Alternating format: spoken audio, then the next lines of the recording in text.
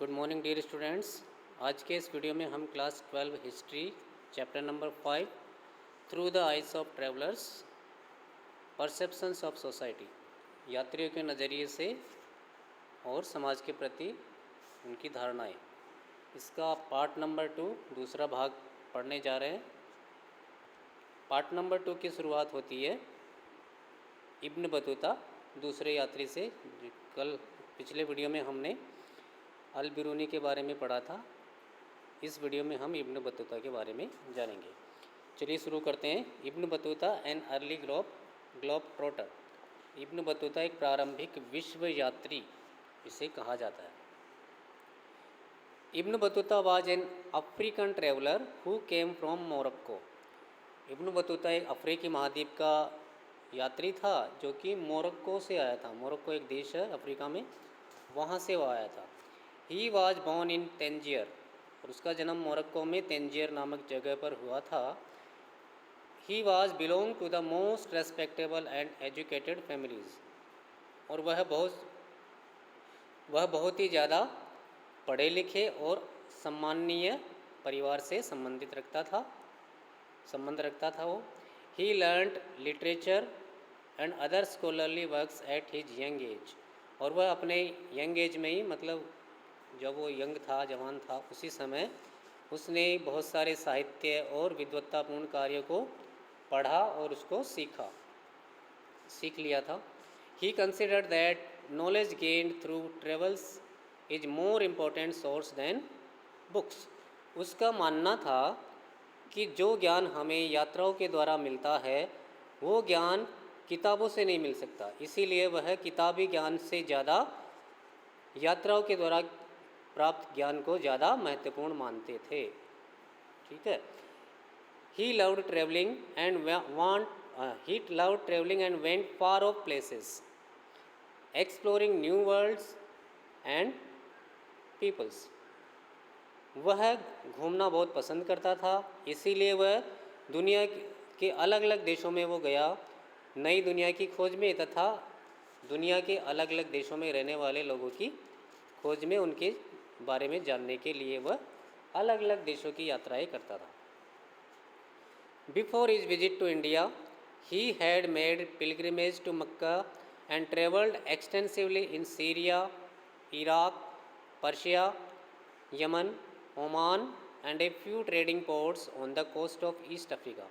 भारत आने से पहले उसने बहुत सारी जगहों की यात्राएं की थी, जिनमें सबसे पहले उसने मक्का की तीर्थ यात्रा की थी।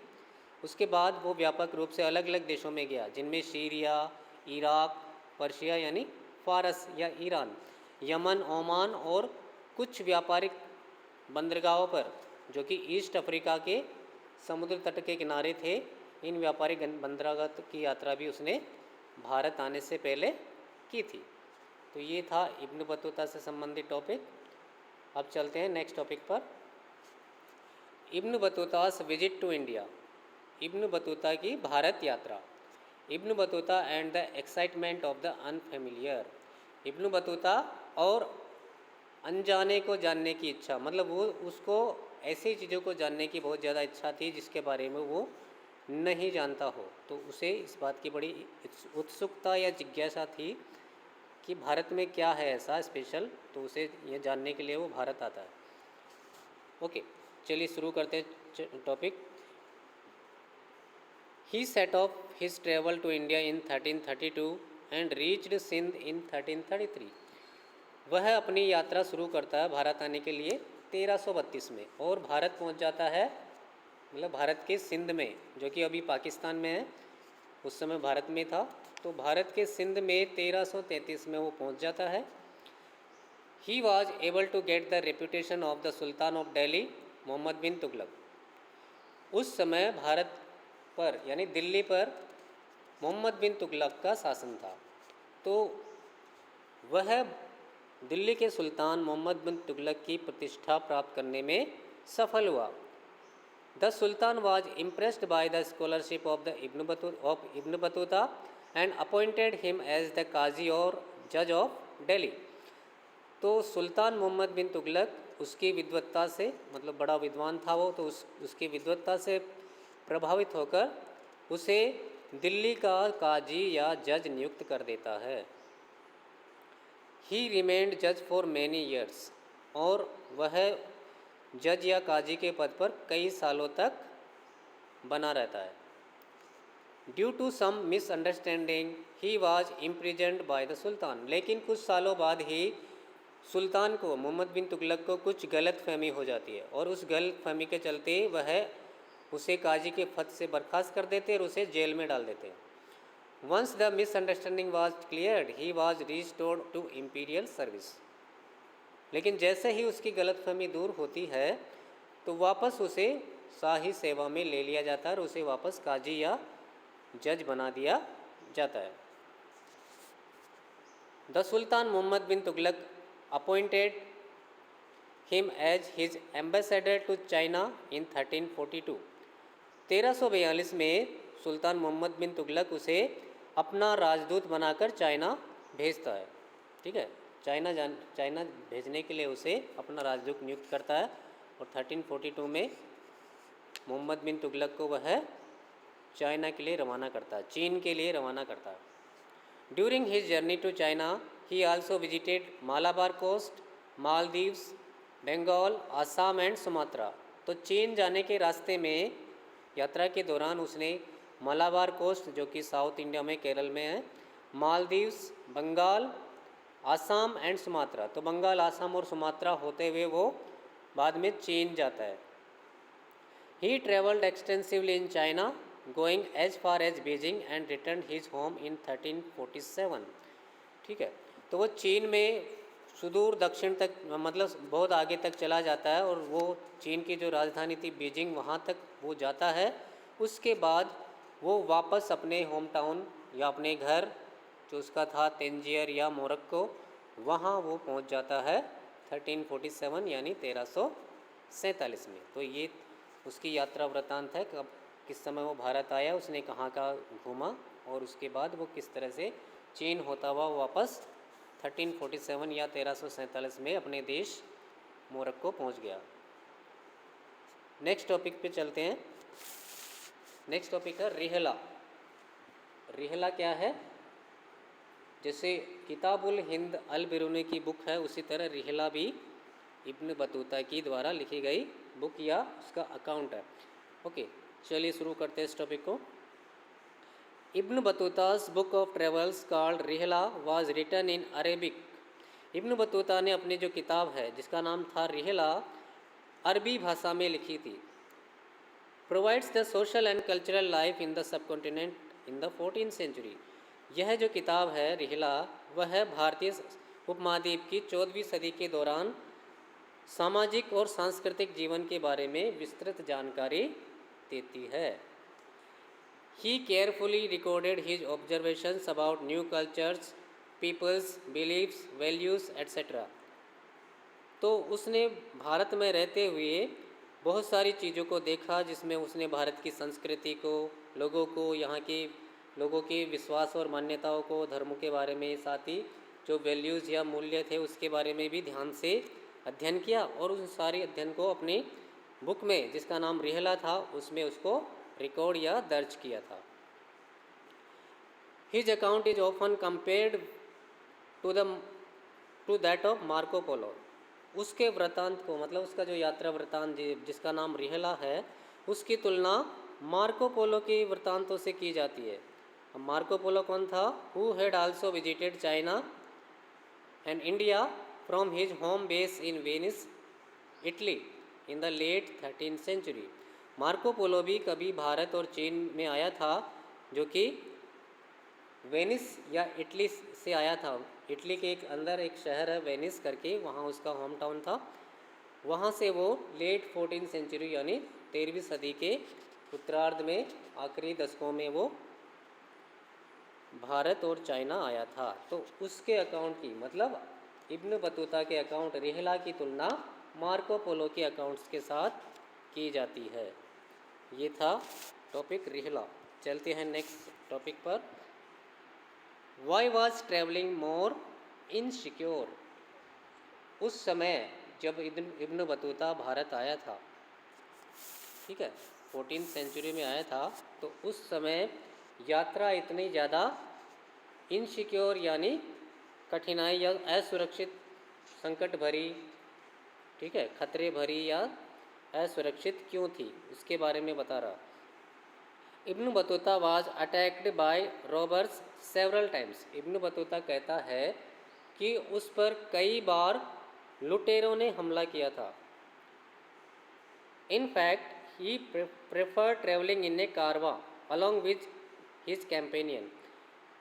वास्तव में उसे अपने साथियों के साथ, अपने साथ मतलब सहयात्रियों के साथ या साथियों के साथ, फ्रेंड्स के साथ एक कारवां में यात्रा करना, कारवां मतलब एक तरह से ग्रुप या दल, समूह में यात्रा करना पसंद था। ठीक है, भीड़ में यात्रा करना पसंद था ताकि अकेले रहने से जो खतरा हो वो ना हो सके।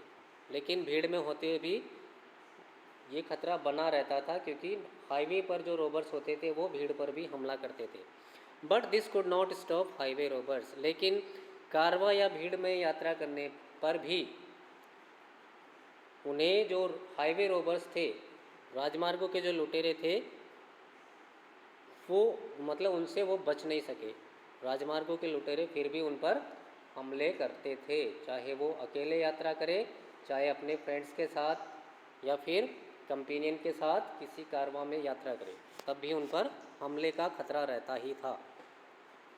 While traveling from Multan to Delhi, his कारवा was attacked and many of his fellow travelers lost their lives. जब वह मुल्तान से दिल्ली की यात्रा कर रहा था, मुल्तान से दिल्ली आ रहा था, तो उसके काफ़िले पर हमला कर दिया गया। ठीक है, उनका जो ग्रुप था या जो काफ़िला था उनके ऊपर हमला कर दिया गया। किसके द्वारा? रॉबर्स या लुटेरों के द्वारा। और उस हमले में बहुत सारे उसके जो मित्र थे, फ्रेंड्स थे, उन्हें अपनी जान से हाथ धोना पड़ा। Those travelers who survived including Ibn Battuta were severely wounded। और जो यात्री बच गए, जिनमें इब्न बतूता भी लकी थे, वो भी बच गए थे, लेकिन वो भी बहुत बुरी तरह से घायल हो गए थे। ठीक है, जो लोग बच गए वो भी बुरी तरह घायल थे, मतलब बहुत ही खतरा बना रहता था। इसके बारे में उसने इस टॉपिक में बताया कि उस समय यात्रा करना बहुत ज़्यादा असुरक्षित या खतरे भरा था। ओके, नेक्स्ट टॉपिक आ रहा है इब्न बतूतास डिस्क्रिप्शन ऑफ कोकोनट एंड पान। कोकोनट और पान यानी नारियल और पान के बारे में इब्न बतूता कुछ बताता है अपने वृत्तांत में, रिहला में। वो क्या है देखिए। The best example of Ibn Battuta's strategy of representation are clear in the ways in which he described the coconut and pan, two kinds of plant produce that were completely unfamiliar to his audience। ठीक है, Ibn Battuta के चित्रण की विधियों में जो सबसे बेहतरीन उदाहरण है वह उन तरीकों में स्पष्ट मिलते हैं जिस प्रकार से उसने नारियल और पान का वर्णन किया है। नारियल और पान क्या है? दो प्रकार की वानस्पतिक उपज है ये, जिससे वह पूरी तरह से अपरिचित था पहले, और उसके पाठक भी, मतलब उसकी जो बुक थी रिहला, उसको पढ़ने वाले लोग भी, ठीक है, वो भी नारियल और पान से पूरी तरह अपरिचित थे, क्योंकि वो किताब उसने अपने देश के लोगों के लिए लिखी थी। तो वो भी नहीं जानता था, तो उसके देश के लोग भी नहीं जानते थे।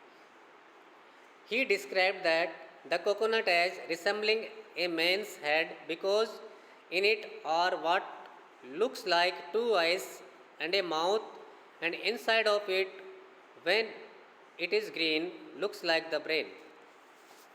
ठीक है, वो कहता है कि नारियल एक तरह से मनुष्य के सिर की तरह दिखता है। नारियल मनुष्य के सिर की तरह दिखता है क्योंकि उसको गौर से देखने पर ऐसा लगता है कि उसमें जो तीन छेद दिखते हैं, तो उन तीन छेद को उसने दो आँखें और एक मुंह समझा है। ऊपर दो छेद है, उसको मतलब दो आँखें, और नीचे एक मुंह की तरह है, तो उसे मुंह समझ लिया तीसरे छेद को। ठीक है, and inside it of when it is green look like the brain. और ऊपर से जो हरा हरा हिस्सा होता है उसे उसने उसका ब्रेन या मस्तिष्क समझ लिया। Attached to it are the fibres that look like air, और इसी के साथ ऊपर जो उसके नारियल के जो रेशे या छिलके होते हैं, उन रेशों को उन्होंने बाल की तरह समझ लिया कि सिर के ऊपर जो बाल होते हैं ये तो मनुष्य की सिर की तरह दिखता है नारियल। उसी तरह पान के बारे में क्या कहता हो, he describe about paan that the betel has no fruit and is grown only for the shake of its leaves. उसने कहा कि जो पान है वह कोई फल नहीं है, जबकि ये एक पान या पान बीड़ा है और केवल एक पत्ती होती है, और इसे किसी फल की खातिर नहीं उगाया जाता कि कोई फल आएगा इसके, उसे केवल उसके पत्तियों की खातिर उगाया जाता है। कि पान एक तरह का पत्ता ही होता है जिसके द्वारा, जिसमें कुछ मसाले और सुपारी वगैरह मिलाकर लोग खाते थे। तो इसका वर्णन वो इस प्रकार करता है कि पान का उत्पादन भी लोग पत्ती के लिए करते हैं, इसकी पत्तियों के लिए करते हैं, ना कि इसके फल के लिए। ये था उसका नारियल और पान के बारे में description. Next topic, ibn Battuta and Indian cities. Ibn Battuta और भारतीय शहर। उसने भारतीय शहरों के बारे में क्या कहा, देखिए इस टॉपिक में। Ibn Battuta found cities in the subcontinent full of exciting opportunities for those who are able and have resources and skills. Ibn Battuta ने भारतीय शहरों को पूरी तरह से रोचक अवसरों से भरपूर पाया, उन लोगों के लिए जो एबल थे, मतलब समर्थ थे या सक्षम थे, उनमें कुछ हुनर था, वो कुछ भी यहाँ कर सकते थे और उनको कुछ भी अवसर मिल सकता था। And have resources and skill, अगर उनके पास कोई कुशलता है, कौशल है, साथ ही कोई रिसोर्स या उनके पास संसाधन है, तो यहाँ पर बहुत ही अच्छे रोचक अवसर प्राप्त कर सकता है। The cities were densely populated and prosperous. Bharat के शहर जो है बहुत ही घनी आबादी वाले शहर है, और साथ ही प्रॉस्परस यानी समृद्ध भी है, खुशहाल है। सिटीज़ वर डिसरप्टेड ड्यूरिंग वॉर्स इन्वेशन, लेकिन भारत के जो शहर है वो ज़्यादातर बाहरी हमलों की वजह से डिसरप्ट या बाधित रहते हैं, हमेशा बाधित रहते हैं, इनमें बाहरी हमले होते रहते हैं, इसमें कोई ना कोई समस्याएं होती रहती है। His account said that streets in many cities were crowded. वह अपने वृत्तांत में कहता है कि भारतीय शहरों की जो गलियां है वह हमेशा भीड़ भरी होती थी।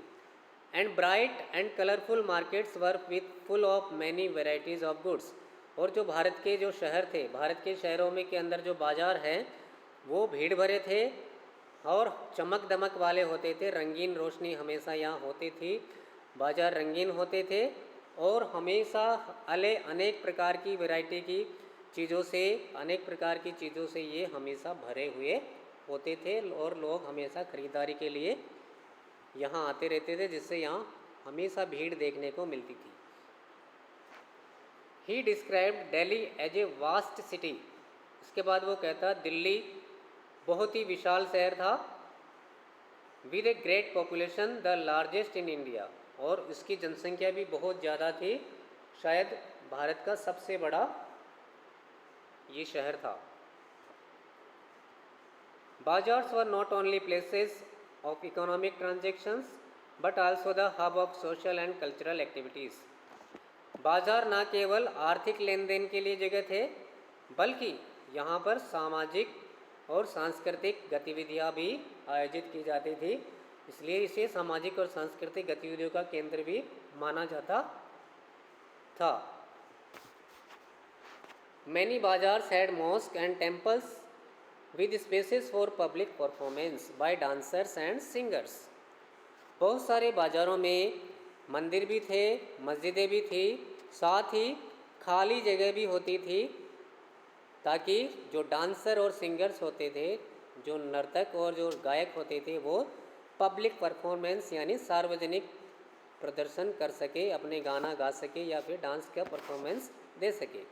तो उनके लिए खाली जगह की व्यवस्था भी बाज़ारों में की जाती थी, ताकि लोग उन्हें देखकर एंटरटेनमेंट या अपना मनोरंजन कर सकें।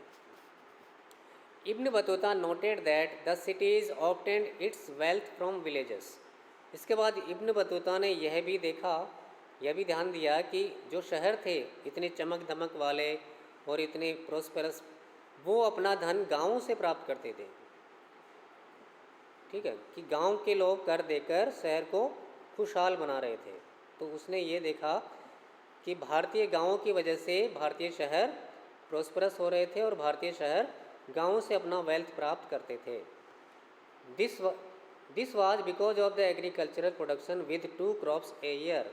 ये ऐसा इसलिए होता था क्योंकि गाँव में जो एग्रीकल्चरल प्रोडक्शन होता था साल में 2 बार होता था, जिसकी वजह से प्रोडक्शन ज़्यादा होता था तो उनको टैक्स भी ज़्यादा मिलता था और उस टैक्स का यूज वो शहरों को प्रॉस्परस या खुशहाल बनाने में करते थे। He says that there was a great demand for Indian textiles like cotton cloths, fine muslins, silks, brocade and satin. उसने आगे कहा कि भारतीय कपड़ों की दुनिया में बहुत ज़्यादा मांग होती थी, जैसे कि सूती वस्त्र, बढ़िया मलमल, रेशम के कपड़े, जरी के कपड़े और साटन के कपड़े। इन चीज़ों की दुनिया के बाज़ारों में बहुत ज़्यादा डिमांड या मांग होती थी। He further says that certain varieties of fine muslin were so expensive that could be worn only by the nobles and the very rich। वह आगे कहता है कि मलमल की कुछ किस्में तो इतनी ज़्यादा महंगी होती थी कि उसे या तो बहुत ज़्यादा रईस लोग, अभिजात लोग, मंत्री लोग या राजा लोग या फिर बहुत ही अमीर या रईस व्यक्ति ही खरीद कर पहन सकता था। आम आदमी के पहनने की बस की बात नहीं थी क्योंकि वो बहुत ही ज़्यादा महंगी होती थी।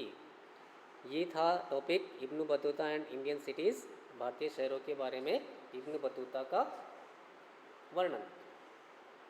अगला टॉपिक आ रहा अपना a unique system of communication, संचार की एक अनूठी व्यवस्था। क्या है इस टॉपिक में? देखिए संचार के बारे में वो क्या बताता है इब्न बतूता, सुनिए। Almost all trade routes were well supplied with inns and guest house.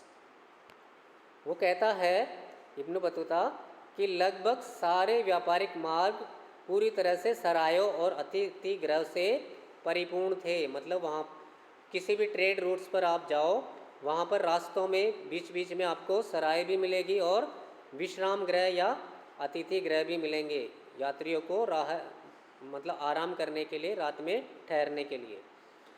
Ibn Battuta was amazed by the efficiency of the postal system.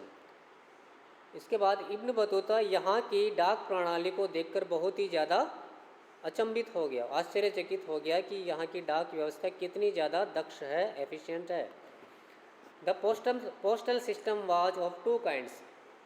और उसने देखा कि भारत में उस समय जो पोस्टल सिस्टम था या डाक प्रणाली थी वो 2 प्रकार की थी। One was called uluq horse post and other was called dawa foot post. उसने कहा कि उस समय भारत में 2 प्रकार की डाक प्रणाली थी।